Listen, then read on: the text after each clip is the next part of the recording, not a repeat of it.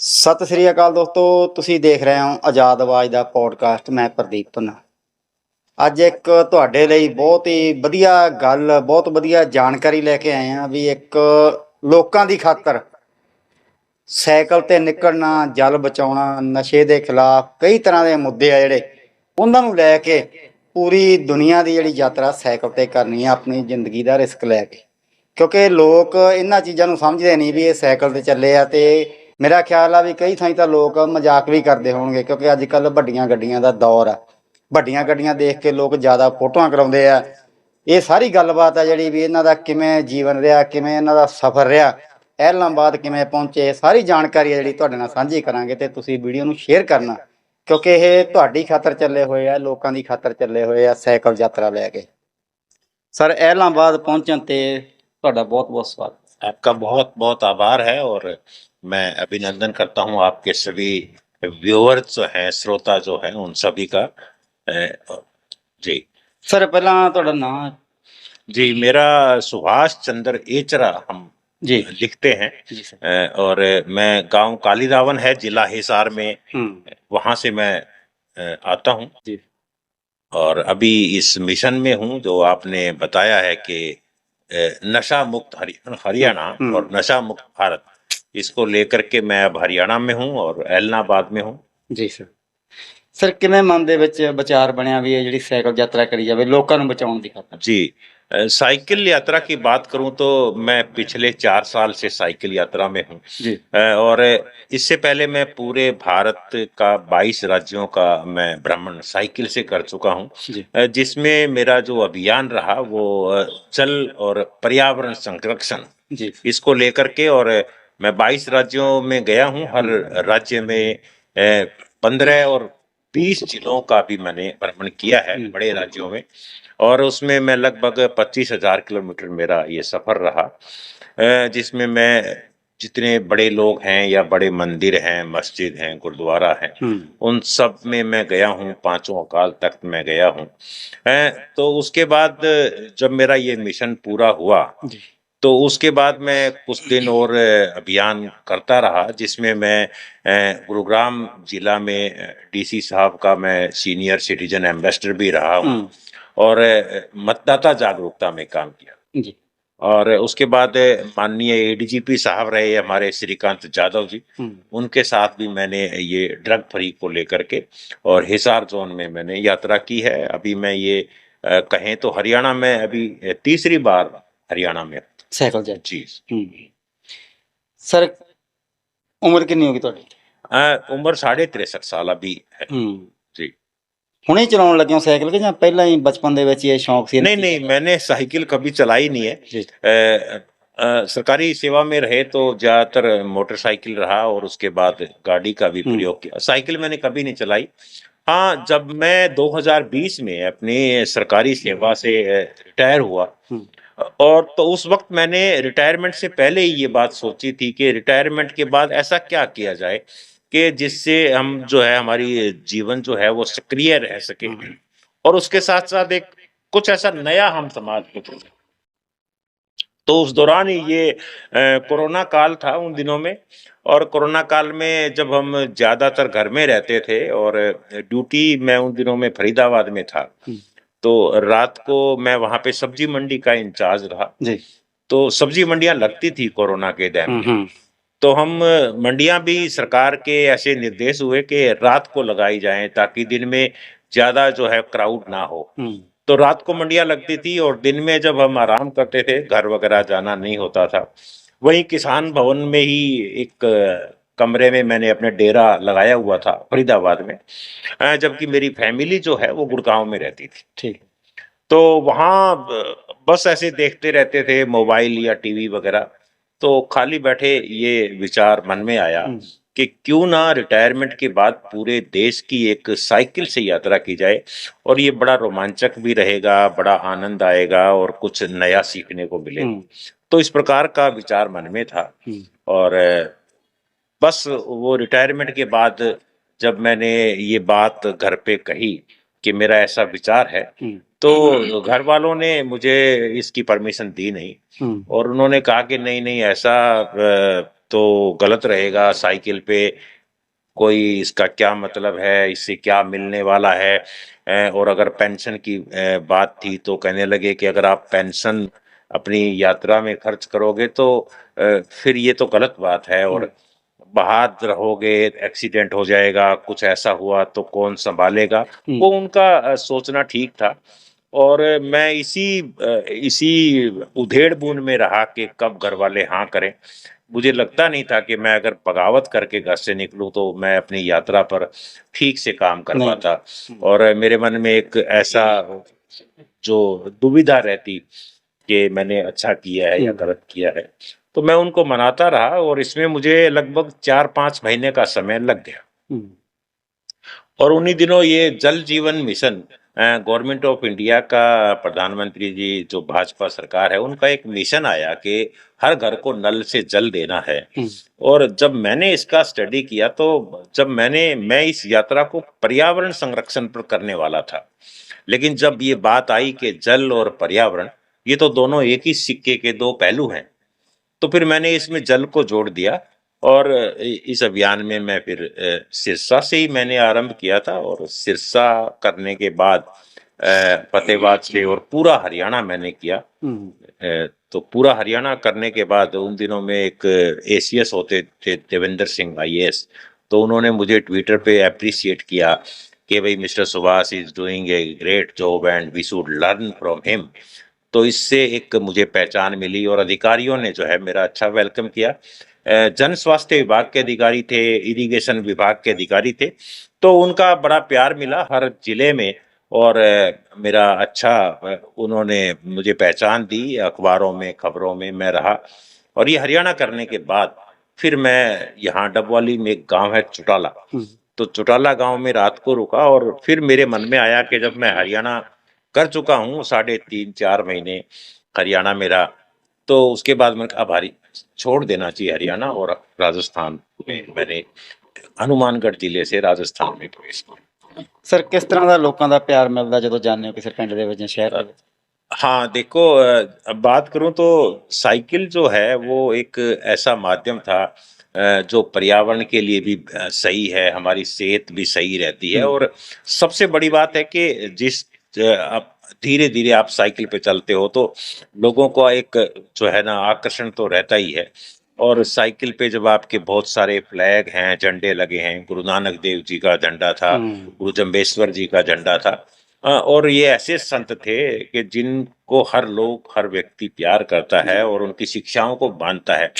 तो ये सब बातें लोगों को जो है एक माध्यम बन गई मेरे से जुड़ने की। और मुझे बहुत प्यार मिला है, प्रेस के लोगों का मिला है, ग्रामीणों का मिला है, और सबसे ज्यादा अगर कहूँ तो मुझे युवा और स्कूल कॉलेजेस में जो है लोगों ने बहुत ज्यादा मुझे समर्थन दिया है।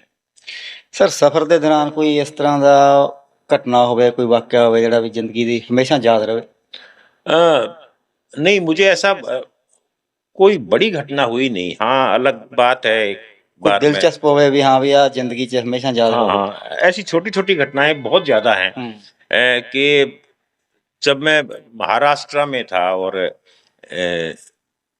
उसमें महाराष्ट्र के में एक जिले में था, और पहाड़ पर जब मैं जा रहा था तो अधिकतर पहाड़ों पर जो है पैदल चलना पड़ता है।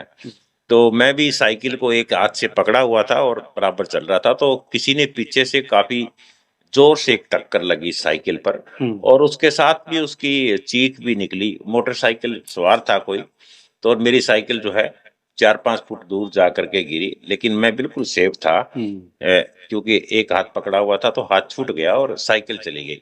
साइकिल को काफी नुकसान हुआ, लेकिन वहां से एक लांजा, एक कस्बा आता है, वहां से मुझे वो एक पुलिस, हाईवे पुलिस जो है वो आई, और उन्होंने ये सब पूछा। मेरी साइकिल पे सब कुछ बिखर गया था सारी सड़क के ऊपर, मोबाइल, चार्जर, बैग, कपड़े। तो उन्होंने मेरी हेल्प की, और वहां से एक छोटी गाड़ी में मुझे साइकिल डलवा करके और वो कस्बे तक मुझे भिजवाया था। और कुछ ऐसे चमत्कार भी मेरे साथ हुए हैं। नहीं, आपका सवाल नहीं है तो ही मैं बताना हाँ सर, चाहूंगा। जरूरी है ना। हाँ, क्योंकि जब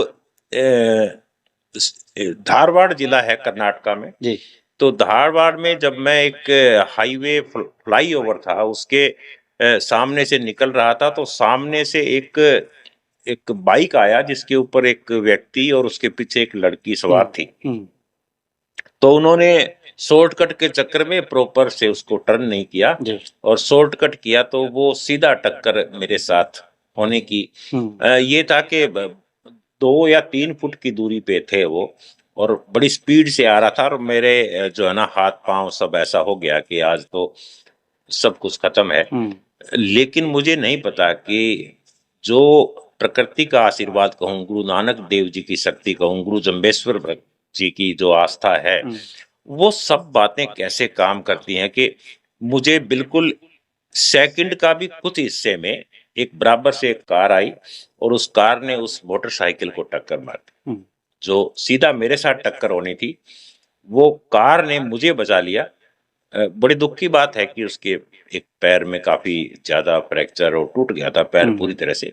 तो हमने उसकी हेल्प भी की, लेकिन मैं बिल्कुल सेफ खड़ा था, कार की खिड़की के साथ खड़ा था। कार बिल्कुल जो हम जितनी दूरी है इतनी दूरी पर थी मेरे से, लेकिन वो व्यक्ति सड़क पर था जिससे मुझे काफी चोट लगनी थी, मुझे कुछ हुआ नहीं। अगर वो सीधा आपसे भिड़ता तो काफी नुकसान। हाँ, वो कार का मुझे समझ में नहीं आया कि सेकंड के इतने हिस्से में आकर के, और मुझे इतना प्रोटेक्शन दे दिया कि उसका तो बहुत नुकसान हुआ।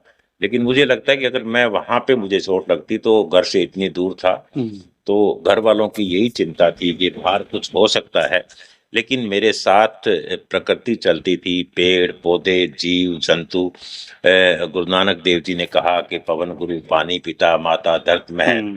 तो ये सब जो आशीर्वाद मेरे साथ था कि जो व्यक्ति अच्छा काम कर रहा है उसको कुछ होगा नहीं, ऐसा शायद प्रकृति ने सोचा था। तो कभी एक चमत्कार कह सकते हैं सर। हाँ बिल्कुल, ये जो शक्तियां हैं, मैं कहता हूं अगर आपकी आस्था है, अगर आपकी गुरुओं में आस्था है, जो उन्होंने 600 साल पहले जिस बात की चिंता की थी, आज पूरे विश्व उसमें करोड़ों रुपए हम खर्च कर रहे हैं, लेकिन उनको ये सब एहसास पहले था। मैं तो कहता हूं कि वो लोग गुरु नानक देव जी और गुरु जम्बेश्वर ये समकालीन है।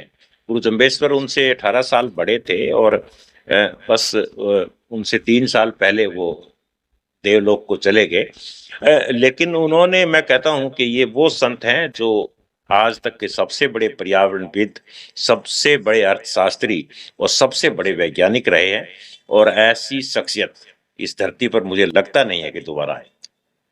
सर कितना सफर करते हो डेली का? अभी हरियाणा में तो मैं 20 या 25 किलोमीटर का सफर ही कर पाता हूँ, क्योंकि 2-3 कार्यक्रम रहते हैं पुलिस के साथ।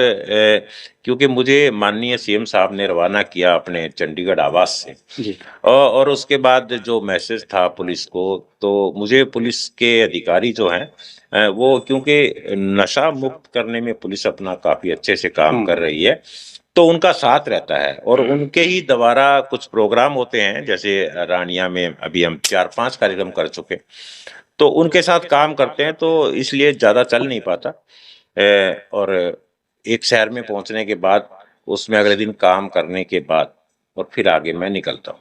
ਤੇ ਸਰ ਜਦੋਂ ਸ਼ਾਮ ਪੈ ਜਾਂਦੀ ਹੈ ਫਿਰ ਰਹਿਣ ਦੀ ਵਿਵਸਥਾ ਜਿਹੜੀ ਉਹ ਫਿਰ ਕਿਸ ਤਰ੍ਹਾਂ ਦੀ? नहीं, हरियाणा की अगर आप सवाल आपका ये है कि हरियाणा में तो ਨਹੀਂ ਪੂਰਾ ਹੀ पूरा जितना एरिया ਤੁਸੀਂ ਕਰਕੇ ਆਏ ਹੋ। पूरा हाँ, पूरा हिंदुस्तान की बात करें तो जब आप किसी नेक काम पर चलते हो तो आपको ये नियम है, इस धरती का नियम है, प्रकृति का नियम है कि आपको सब कुछ मिलेगा।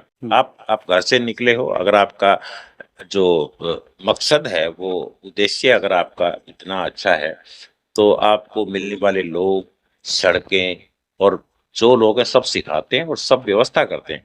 सीधी सी बात यह है कि मैंने कभी सोचा नहीं कि आज की रात कहाँ होगी और मैं कहाँ रुकूंगा।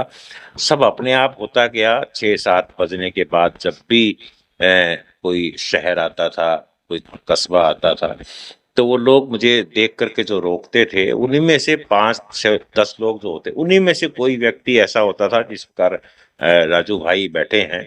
तो इस तरीके से लोग मिलते थे, उनमें से वो लोग मुझे अपने घर भी लेकर के गए, और वही लोग ये कहते थे कि पास में गुरुद्वारा है या कोई मंदिर है, वो वहां भी व्यवस्था करते थे। और तीसरी बात ये थी कि मैं लायंस क्लब का मेंबर हूँ, और लायंस क्लब के लोग लगभग वर्ल्ड में ही हैं, 228 देशों में मुझे लगता है ये लायंस क्लब काम करता है। तो इंडिया के तो हर शहर में है, एलनाबाद सभी जगह है लायंस क्लब।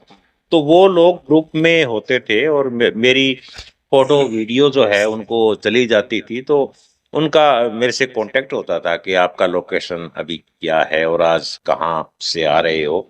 तो वो सब मुझे आगे, अब जैसे मैं यहाँ आया हूँ, वो मुझे वो व्यवस्था वो भी करते थे, होटल रूम खाना पीना वो लोग करते रहे। प्रकृति ने मेरे लिए व्यवस्था बनाई कि भाई जो आदमी साइकिल पर और अच्छे काम करना चाहता है तो उसकी दिक्कत जो है वो दूर करो कि सोची। तो मुझे प्रोजेक्ट भी वही मिला, जल बचाओ। जल और पर्यावरण तो एक दूसरे के पहलू है। मैंने प्रेमानंद महाराज जी को सुना था और एक बार वो ये कह रहे थे कि जीवन में जब कोई प्रतिकूलता आती है तो आदमी कुछ नया करता है।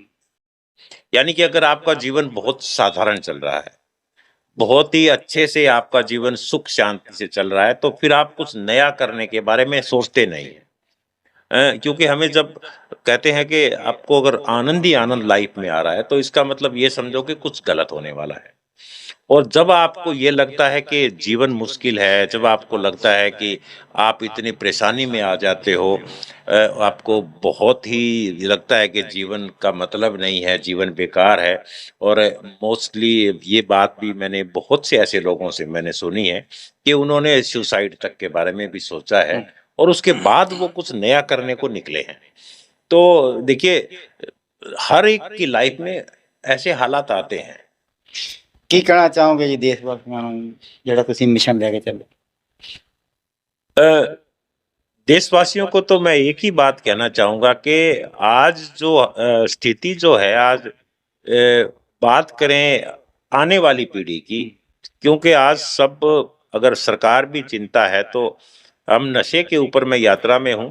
और नशे की बात करें तो जो बुजुर्ग हैं, जो छोटा मोटा या शराब का नशा करते हैं, उनको छोड़ करके, मैं शराब के ऊपर बात नहीं कर रहा हूँ, मैं उस केमिकल नशे की बात कर रहा हूँ जो हमारे शरीरों को खोखला कर रहा है, जो मोम की तरह पिघला देता है हमारे शरीर को।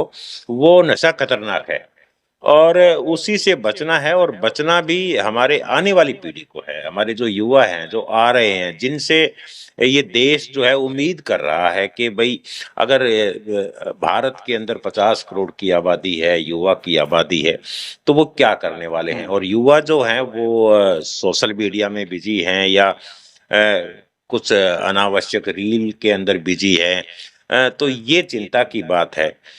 और नशा तो माँ बाप को भी सोचना पड़ेगा कि अगर हमारा बेटा कोई नशे में जा रहा है, कोई बेटा परेशान है या डिप्रेशन में है, तो उसके पीछे समाज का तो रोल है ही, लेकिन सबसे बड़ा रोल जो है माता पिता का रहता है। कि माता पिता को, सभी माता पिता को मैं ये मैसेज देना चाहूँगा कि छोटी उम्र से ही बच्चों के ऊपर ध्यान दें। वो कहाँ जाता है, उसका व्यवहार कैसा है, वो अकेलापन महसूस कर रहा है तो इसके मतलब कुछ ना कुछ गड़बड़ है। और जब बच्चा अकेलापन महसूस करता है तो वो किसी दोस्त के पास जाकर के उस अकेलेपन को दूर करना चाहता है, और उसी अकेलेपन को दूर करने के चक्कर में कोई दोस्त मिल जाता है कि सिगरेट का एक कस लगा लो तो परेशानी कम हो जाएगी। और वो एक कस जो है उसको आगे, उसकी जो है वो एक नए रास्ते पर ले जाता है, जिसके परिणाम बहुत ज्यादा खतरनाक है। तो यही कहना चाहूंगा कि हमेशा नशे को ना कहें, और प्रकृति के साथ जुड़े, धरती माता के साथ जुड़े, खेती के ऊपर भी ध्यान दें। अगर आप ज्यादा शिक्षा में नहीं जा रहे हैं, आपके पास अच्छी जमीन है, तो ये बिल्कुल ना सोचें कि 12,000 की सिक्योरिटी गार्ड की नौकरी युवा लग रहे हैं, उसमें कुछ है नहीं। उससे अच्छा तो है आप अगर अपने खेत में और किसी भी अपना काम करेंगे, बहुत से साधन हैं। कहते हैं कि सभी ने मरना है, लेकिन मरना कोई नहीं चाहता है। हम सब लोग जी तो रहे हैं, लेकिन हमें लगता नहीं है कि अच्छी तरह जीना हमें आता नहीं है। हम सब खा रहे हैं, लेकिन उगाना कोई चाहता नहीं है। हर आदमी 10वीं 12वीं करने के बाद शहर की ओर भागता है कि और शहर में जा करके, और वो अगर ऑर्गेनिक गेहूं, ऑर्गेनिक आटा ढूंढता है, तो ऑर्गेनिक आटा खेतों में उगाया नहीं है तो मोल में मिलेगा कहाँ से। ਸਰ ਮੰਜ਼ਿਲ ਕਿੱਥੋਂ ਤੱਕ ਸੋਚੀ ਹੈ ਪਹੁੰਚਣ ਦੀ ਅੱਗੇ ਇਸ ਟਾਰਗੇਟ ਨੂੰ ਲੈ ਕੇ? ਲਾਸਟ ਮੰਜ਼ਿਲ ਵੀ ਇੱਥੋਂ ਤੱਕ ਪਹੁੰਚਣਾ ਆਪਾਂ। नहीं, मंजिल है, लेकिन कहते हैं कि जब भी आपको एक लक्ष्य तो लेके चलना पड़ेगा। मंजिल को लेके चलोगे तो ही कोई काम पूर्ण होता है, लेकिन संतोष नहीं लाइफ में करना, सेटिस्फेक्शन नहीं करना। एक मंजिल आप प्राप्त कर लेते हो तो उससे अगली मंजिल की आप तैयारी करो। अगर आपका स्वास्थ्य सही है, अगर सब कुछ आपके पक्ष में है, तो फिर रुकना नहीं है जीवन में। क्योंकि मैं तो देखता हूँ कि माउंटेनियर जो है, एक बार एक एवरेस्ट की चढ़ाई करता है और वो वापस आता है तो उसके बाद अगली चढ़ाई की तैयारी करता है। तो मैं इसमें अभी कुछ स्पष्ट तो नहीं बता पाऊंगा, लेकिन मैं कुछ बदलाव लाने की दिशा में काम कर रहा हूं कि खाली एक साइकिल यात्रा से हमें ये नहीं लगता कि नशा खत्म होने वाला है। मैं एक साइकिल पे चल रहा हूं, अगर 10 और भी चलेंगे और अगर हम जा करके ये युवाओं को लोगों को कहें कि नशा बुरी बात है, इससे नशा खत्म होने वाला नहीं। इसके लिए हमें कुछ करना पड़ेगा। कुछ जो है ना, इसके ऊपर मैं यही मैसेज सरकार को भी देना चाहूंगा कि एक समीक्षा जरूर की जाए। खाली पुलिस की जो टीमें हैं वो गाड़ियां लेकर के घूम रही हैं, सरकार का बजट हम खराब कर रहे हैं, जी। जनता का पैसा हम खराब कर रहे हैं, लेकिन अगर उसका परिणाम नहीं आ रहा तो हम खाली अखबारों में फोटो या अखबारों में एक ये मैसेज दे करके कि आज हमने इतने गांव में प्रोग्राम किया, इतने बच्चों को शपथ दिलाई और नशे के ऊपर ये काम हुआ, नहीं, इससे कुछ होने वाला नहीं। मैं तो नशे की शपथ के भी पक्ष में नहीं हूँ। जब आप इसके बारे में चर्चा कर रहे थे तो आप के शब्द थे कि मैंने रिटायरमेंट के बाद में क्या करना है ये मैंने पहले सोच लिया, मैंने पर्यावरण पर या जो भी है जी। एक सामाजिक वर्ग की तरफ आपने अग्रसर होना है। परंतु अमूमन ये देखने में आता है कि जब भी कोई रिटायरमेंट होता है या तो वो अपनी दुकानदारी बना लेता है जी। या फिर वो दोबारा से जॉब पर चला जाता है। जी जी। क्या ये जो युवा जो आगे आ रहे हैं उनके लिए वो घातक नहीं है, जो दोबारा से जो नौकरी ज्वाइन करते हैं उनको पीछे नहीं छोड़ रही? इसके बारे में क्या कहना चाहेंगे? हाँ, आपका सवाल मैं समझ रहा हूँ कि आप ये कह रहे हैं कि अगर जो रिटायर होने के बाद दोबारा से अगर कोई नौकरी में आता है हाँ और जी। वो यानी कि सरकारी नौकरी को वो छोड़ना ही नहीं चाहता, हाँ जी, हाँ जी। एक नियत 58 साल की उम्र जब सरकार ने रख दी तो उसके बाद क्यों कोई काम करे? तो पीछे जो हमारी दूसरी जो पीढ़ी है, जो हाँ जी, हाँ जी। बेरोजगार हैं, यानी कि उनके मौके कम हो जाते हैं। हाँ जी, मौके कम हो हाँ, जाते हैं, आप बिल्कुल। आप अगर सेवा में आपने जितना की है वो ठीक है, उसके बाद आप कोई और काम करें, लेकिन इसके ऊपर हम ये कुछ ऐसा लाइन खींच नहीं सकते कि अगर आपका अनुभव है, आपने अगर 35 साल 36 साल नौकरी की है, और जो काम आप कर रहे हो, तो कई बार सरकार को ये लगता है कि भाई इस काम को ये बहुत अच्छे से कर रहे हैं तो इनको 1 साल का एक्सटेंशन जो सरकार देती है। नहीं ये सर, उसकी उसके जो नहीं सर, जो उसके पीछे चल रहे हैं बाई चांस वो जैसे किसी का 1 साल और रहेगा रिटायर होने के लिए, वो उनसे कुछ शिक्षा तो लें, उनसे शिक्षा तो लेते होंगे आगे। ये तो नहीं है अभी ये आप वास्तव में युवाओं के लिए वो रोड़ा नहीं है कि नहीं, ये बताइए?